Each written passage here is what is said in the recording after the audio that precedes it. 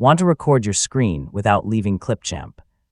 Clipchamp includes screen recording tools that let you capture your screen, browser windows, and other on-screen activity for tutorials, presentations, and demonstrations.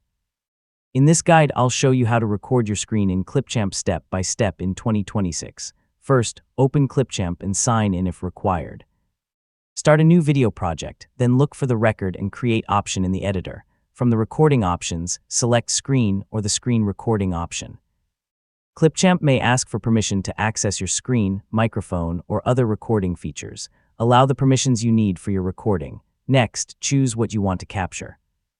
Depending on the available options, you may be able to record an entire screen, a specific application window, or a browser tab. Select the option that works best for your tutorial. If you want to include narration, check your microphone settings before starting. Select the correct microphone and make sure its input level is working.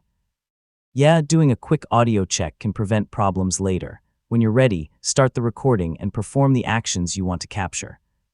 Keep your movements steady and speak clearly if you're recording narration. Follow your tutorial or presentation naturally. When you're finished, stop the recording. Clipchamp will process the captured content and add it to your project. Review the recording to make sure the screen activity and audio were captured correctly.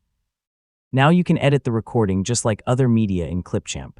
Trim unwanted sections, split the clip, add text, captions, music, or other elements to improve your video. When you're satisfied with the result, select Export, choose your preferred video quality, and let Clipchamp create the final file. And that's how to record your screen in Clipchamp in 2026. Choose your recording source, check your microphone, record your screen, review the footage, edit it, and export the final video. Thanks for watching, and I'll see you in the next tutorial.